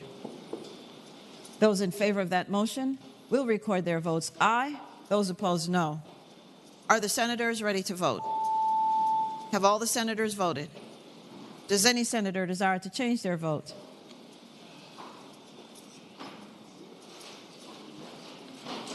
The clerk will close the roll. Ayes 39, no 0. Ayes 39, no 0. The bill is reconsidered. Senator Van Valkenburg, the junior senator from Enrico. Thank you, Madam President. I move passage of the bill, and I would like to speak to that motion. The senator has the floor. Thank you, Madam President. Members of the body, Senate Bill 360 is about a bill to ban non-competes. And I want to start up front by giving you the 3 reasons why we want to do that. Studies have shown, center-left studies, center-right studies have shown that banning non-competes raises wages, raises job mobility, raises entrepreneurship and innovation. I'm going to start by giving you the brief history of this bill since we saw it come up to the floor once, so I want to make sure everybody knows where we are. This bill started, we banned non-compete clauses for low-wage workers 3 years ago. That is for anybody that makes $69,000 and under at this point. And in the aftermath of that, a lot of doctors, a lot of nurses, a lot of medical professionals came up to me and said, well, why not us? Because all of us have non-compete clauses that don't allow us to move around and to get new jobs. I had a doctor in Chesterfield who saw me the day after the bill passed and said, I wish you had done this a year before and included us because I'm moving to Ohio because I can't move locally because of the non-compete that I have, and I might as well take the best gig that I can take. So we put in a bill to ban non-compete clauses for healthcare workers because that was where we saw a need. The good senator from Eastern Prince William County put that amendment on the floor, which we saw a couple weeks ago. I asked for it to be re-referred back to committee because I wanted to make sure we had the appropriate guardrails. So here's what the bill that is before you does. All right? The substitute before you bans non-compete clauses except for narrow exceptions in the language, including the sale of a business, the dissolution of a partnership, or the dissolution or termination of interest in a limited liability company. There's also language that tightens the language around disclosures of trade secrets, disclosure of confidential and proprietary client information, and solicitation of clients of the employer. Now, studies show that these work, that banning non-competes work, that you raise wages, you raise job mobility, you raise innovation and entrepreneurship. We can do natural experiments. For example, Hawaii banned non-compete clauses for tech workers. We can compare Hawaii to states that have not done that. Job mobility goes up, wages go up, innovation goes up. States like Oregon and Virginia ban them for low-wage workers. You can do the natural experiment. They go up. Other states have banned them completely. California, Oklahoma, North Dakota, Minnesota, Colorado. Same thing. Wages go up, job mobility goes up, innovation, entrepreneurship goes up. That is across the board with economists, whether they're center-left, whether they're center-right. They find that just today. I was reading from the R Street Institute, a limited government free market institute, and the Center for American Progress that showed this. And the reason why this happens is that non-compete clauses are a blunt instrument. They allow the employer to slap that on so that they don't have to do the work on the front end of building a contract. One thing you'll hear people say is, well, we train these workers. But you can put in a contract for workers that if they leave, they have to pay back the training that you provided for them. You can put that into contracts now as an example. I'm just going to end with two examples of arguments that you've heard that I think are pretty weak, that you've probably heard a lot of in the last couple days. The first is you hear a lot about specialists and rural doctors. And you hear about how we need non-competes to keep specialists, we need non-competes to keep rural doctors. The problem with that is that they can leave anyway. They just can't work in Virginia. So if you're a pediatric cancer specialist, you can still go get a job in Chicago, you can still go get a job in Miami, you can still go get a job in Atlanta, you just can't get another job in Richmond. If you're a rural, small-town doctor, you can go get a corporate job in Richmond, in Charlotte, in Nashville. You just can't get it in your own neighborhood. And so we are bleeding workers when we all know we have a medical shortage. And you know, when we talk about why non-compete clauses were bad for low-wage workers, it's because it's cruel. You have a Jimmy John's worker, and they were one of the worst. You have a Jimmy John's worker who can't work in the food industry in all of Richmond. And so they're stuck at that job and they can't move. They don't have the means, the resources to move to Charlottesville or Charlotte. But with medical providers, it's counterproductive because they do have the resources to move. They do have the job opportunities to move. The second argument you've been hearing is that they're not enforceable, that they're narrowly tailored. I would argue to you that the evidence belies that for two reasons. One is you wouldn't have so many people on your backs about it if they didn't do anything. And the second thing is that from 2002 to 2013, we saw a 61% increase in the number of employers suing employees over non-compete clauses. 61% increase. 61. So I'll just end where I started.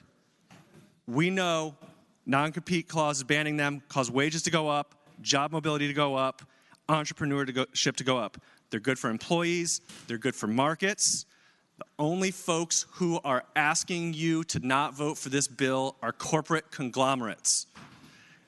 The middle class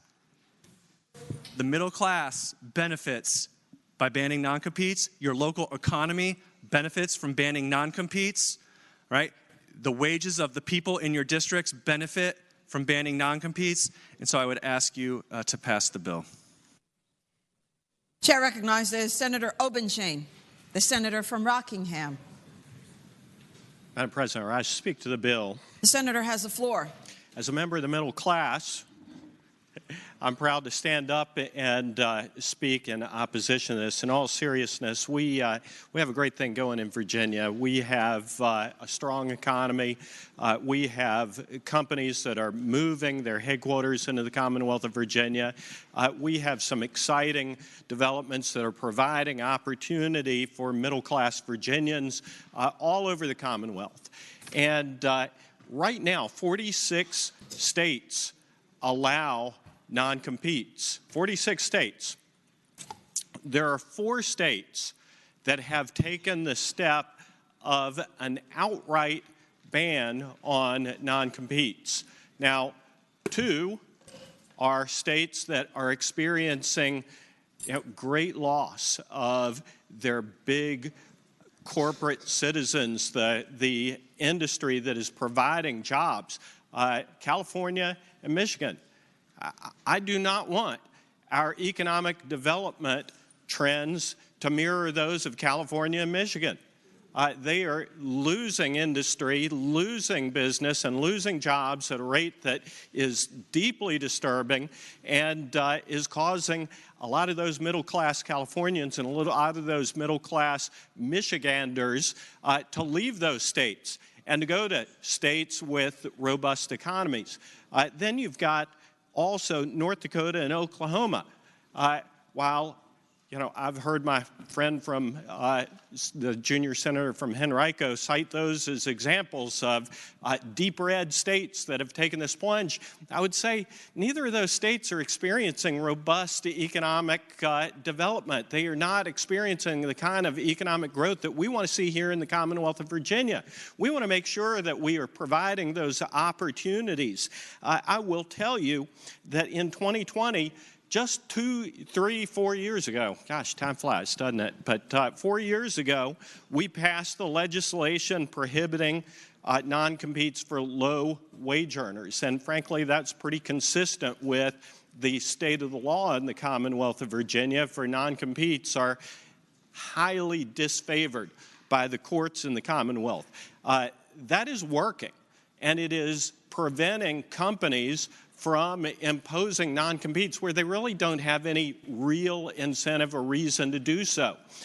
If this was simply a bill that addressed the healthcare industry, as this bill began its journey through the General Assembly, I think we'd have a lot more to talk about. Even with respect to the healthcare industry, I would point out that it is a two-way street, and it is not as simple as saying that it is simply large hospitals that are imposing non-compete obligations on doctors that force them to leave the area in order to get jobs. I live in a rural part of the Commonwealth of Virginia, and we do have a couple of large health systems in my part of the state, and I suppose they do use some non-competes, but we also have competing medical practices who are struggling to survive. They cannot reimburse, they cannot get Medicaid and Medicare reimbursements at the rate that hospital-employed physicians can get it. They have difficulty recruiting docs to their community, but they are struggling to survive, and they're bringing them there. And without non-competes, those docs wind up getting snatched up by the large healthcare systems, and those small practices, those independent practices, those practices that provide choice to people in our communities are disappearing. And it is an important tool. So I would say that we need to make sure that if we travel down this path, that we are doing so carefully and not with a blunt instrument, which I respectfully submit that this bill really is. It is a complete ban on non-competes. And I would point out that the state of the law in the Commonwealth of Virginia is very much in the, it is slanted in the favor of the employees. Non-competes are disfavored. They are viewed as, by the courts, in the light most favorable to an employee who is subject to them. They must be reasonable in duration. So they can't be for years on end. They cannot impose a 5-year or 10-year or 20-year non-compete, especially if there is no compelling interest that would mandate, a 3-year or 5-year non-compete. They have to be reasonable in terms of distance. If there's a non-compete for somebody in Harrisonburg to be a nurse or a doctor, it could not. It would be unenforceable if it prevented them from practicing in Charlottesville or probably even in Stanton. It has to be very reasonable in distance, and it has to be reasonable in scope. If it has no rational relation to the legitimate business interests that are protected, it is just patently unenforceable. Our courts take a dim view of non-competes to begin with. I would submit that we would be traveling a better course consistent with our desire to continue to have a dynamic, growing economy, creating jobs for middle-class Virginians and working families in the Commonwealth of Virginia if we continue to march down this road carefully and deliberately and not simply adopting a wholesale ban on the use of non-competes in the Commonwealth of Virginia. If this was a much more limited ban, I think we'd have a lot more to talk about, and I don't think we'd be disagreeing about its application. I hope the members will pause, take a look at this, will vote no, and I hope that we can continue this discussion and find ways to make more reasonable changes in our law relating to non-competes. Chair recognizes Senator Marsden, the senior senator from Fairfax. Thank you, Madam President. Speaking to the bill. The senator has the floor. Thank you, Madam President. I truly, truly appreciate the time and attention the junior senator from Henrico has put into this bill, and I've given him my opinion on it. And this is a major, major change in policy. It's a huge shift. And one of the things I've learned in the 19 years that I've been here is very often these kinds of bills lead to significant changes being taken on voluntarily by people in the affected communities. And I think that you will start to see some progress here. I agree with the gentleman from Rockingham that we can move a little bit more deliberately here, and I think you'll see industries beginning to make careful reconsiderations of the things that they're currently doing, and that employees will be more careful about the contracts they sign. Sometimes we're in such a hurry to take a new job that we don't really read through things carefully, the fine print, if you will. Well, I think we're on the right track, and I think looking at these things, the important thing was to take care of low-wage earners, which we did, and I think we will see versions of this bill coming forth in the future. But I'd say at this point in time, we need to slow down a little bit and make sure that we get this right to keep Virginia in a competitive situation, both for employers and employees. Thank you, Madam President. Chair recognizes Senator McPike, the senior senator from Prince William. Thank you, Madam President. I'll speak to the bill. The senator has the floor. Thank you. I don't know what's more important than someone's God-given right to work. This is like if we're going to use that phrase, is probably the most appropriate, use of it, because it is about one's freedom to not have to uplift your family and uproot and go somewhere else. I mean, to me, that's the most fundamental economics of one's person, one's family, and one's abilities. I mean, it really is down to the fundamentals. And folks have the abilities to structure contracts, clawback training, other opportunities like the senator from Henrico said. And so there's already means to do it. People just have to sharpen the pencil when they do that. But this is about the fundamentals of applying your skills that you worked your life to build up, and to be able to bring that entrepreneurial spirit. And we see that all across Virginia, those opportunities.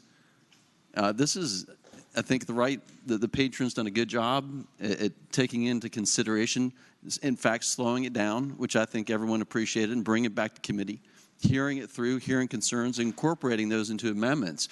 And I think he's done a very thoughtful job at hearing those parties.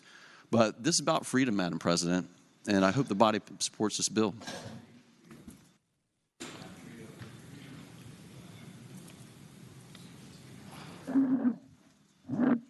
Chair recognizes again Senator Van Valkenburg. Madam President, speaking to the bill. The senator has the floor. Yeah, Madam President, I'll be very brief and just kind of sum up. I think the critiques of the bill are, you hear both, it's a major shift, but also they're not looked on favorably, and they're not, and they're limited and they can't be used. But I would go back to the point of the reason why they are put on workers is because and the workers can't get out of them is because they know they're going to be sued.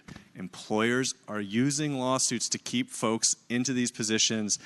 And to the point about economic dynamism, I mean, I think you can look at all those states and see dynamic parts of the economy. Silicon Valley in California, the energy sector in Oklahoma and North Dakota, Mayo Clinic in Minnesota, okay, and see that those industries are still thriving with a ban on non-competes, because on the front end, the employer can still form that contract that creates those limitations to ensure that their intellectual property is protected, that their investments are protected. They can use a scalpel. What is the blunt tool here is not the bill, it's the non-compete clause. And so with that, I would hope you would vote favorably on the bill. Thank you, Madam President. The question is, shall the bill pass? Those in favor of passage will record their votes aye. Those opposed, no. Are the senators ready to vote? Have all the senators voted? Does any senator desire to change their vote? The clerk will close the roll. Ayes 11, noes 28, Rule 36-1.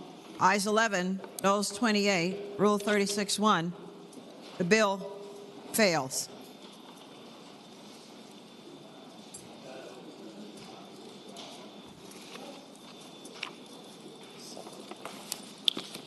Turning to the supplemental calendar on your desk, the blue calendar. Uncontested calendar, Senate bills on first reading. Chair recognizes Senator Saravel, the senator from Eastern Fairfax County. Madam President, I move that all the Senate bills on the first reading on the uncontested and regular calendars, pages 1 through 16, Senate bills 95 to 736, that the rules be suspended and the first constitutional reading of the titles be dispensed with. The question is, shall the rules be suspended and the first constitutional reading of the titles on the supplemental calendar number 1 on the uncontested and regular calendars, pages 1 through 16, Senate bills 95 through 736, be dispensed with? All in favor of the motion will record their votes aye. Those opposed, no. Are the senators ready to vote? Have all the senators voted? Does any senator desire to change their vote? The clerk will close the roll. Ayes 40, no 0. Ayes 40, no 0. The reading of the titles is dispensed with. Senator Saravel. Thank you, Madam President. I move that all the bills on the supplemental calendar be passed by for the day. The question is, shall the Senate bills on the uncontested and regular calendars, now on their second reading, go by for the day? All in favor of that motion will say aye. Those opposed, no. The ayes have it. The bills will go by for the day. Senator Saravel. Inquiry of the clerk. Does that complete the regular and the supplemental calendar? Yes, sir. Awesome. Is there any other business to come before the Senate? Hearing none.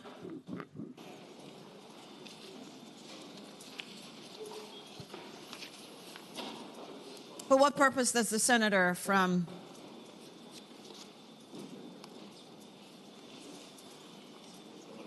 I can't find you. Eastern Prince William, Senator Carol Floyd rise. Thank you, Madam President. I rise for a point of personal privilege. The senator has the floor. Thank you, Madam President. I'm here to talk about the myth, the man, the legend, the one we all know as House of Delegates Appropriations Chair, Luke Torian, and to congratulate him on his 28 years of pastoral service to First Mount Zion Baptist Church. Chairman Torian has been a minister for over 35 years. He took First Mount Zion Baptist Church from the little white church on the side of the road, located on Route 234 in Dumfries, Virginia, in 1995, to one of the largest and most impactful houses of worship in Northern Virginia, going from 650 members to over 4,300 members in his congregation. Chairman Torian has been a part of so many important moments in the lives of the people in Prince William County, whether it's baptizing babies to holding the hands of his members as they took their last breath. The church ministry extends beyond the walls of First Mount Zion with international missionary trips, ministering to incarcerated youth, providing relief to victims of natural disasters, and hosting food and vaccine drives. Delegate Torian has mentored so many in this chamber, including me, even though I didn't ask for it. And he's always ready to give unsolicited advice and tell you all the things that you're constantly doing wrong. Delegate Torian's better half and his dynamic wife, Clarice, is here in the gallery, along advocating with National Coalition of 100 Black Women, along with their dynamic daughter, Constance. So I just want to take this moment to say thank you, Chairman Torian. Thank you for committing your life to God at a very early age.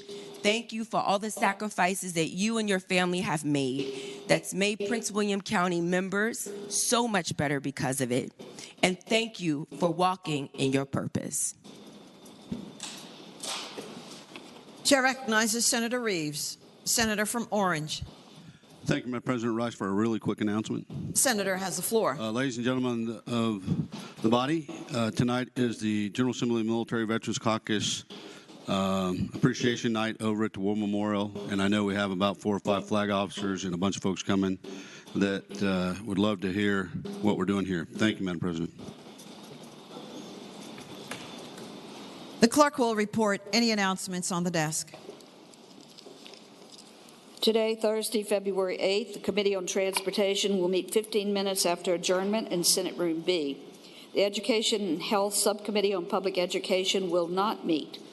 The Finance and Appropriations Subcommittee on Education will not meet. The Finance and Appropriations Subcommittee on Resources will meet at 3 p.m. Senate Finance and Appropriations Room, 13th floor. Senators Lucas, Deeds, Locke, and McDougall. The Committee on Finance and Appropriations will meet upon adjournment of the Resources Subcommittee in the Senate Finance and Appropriations Room, 13th floor. The Rural Caucus will not meet. Tomorrow, Friday, February 9th, the Committee on Rehabilitation and Social Services will not meet. The Committee on Commerce and Labor will meet at 8 a.m. Senate Room A, GAB. The Finance and Appropriations Subcommittee on Capital Outlay and Transportation will not meet.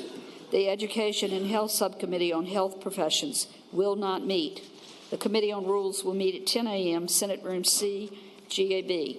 The Republican Caucus will meet 45 minutes before session, Senate Room 2. The Democratic Caucus will meet 30 minutes before session, Senate Room 1. And there are 6 shopping days left. Chair recognizes Senator Bagby, the senior senator from Enrico. Thank you, Madam President. Can we return to the morning hour? The senator has the floor. Thank you, Madam President. I rise for an introduction. The senator may continue. Madam President, in echoing Jennifer Carroll Floyd, I want to welcome to the gallery the Torian family, led by Clarice Torian. who I think is one of the most virtuous women that I know, a.k.a. the Felicia Rashad of Virginia, and her lovely family, her husband and his Omega Psi. If they would stand, and I ask you, Madam President, to give them a warm Senate welcome. Thank you, Mr. Chairman. Thank you, family. We've certainly known that our pastor has sacrificed much time, much sweat and tears in service to really ultimately God. And so we are very grateful for that, all those many years of service. Thank you very much, and God bless you. Senators, let us give them the warm welcome of their Senate.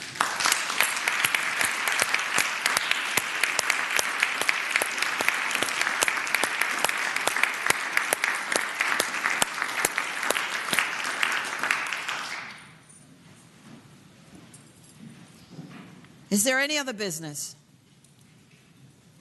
Hearing none, Chair calls on the Senator from Portsmouth, Senator Lucas.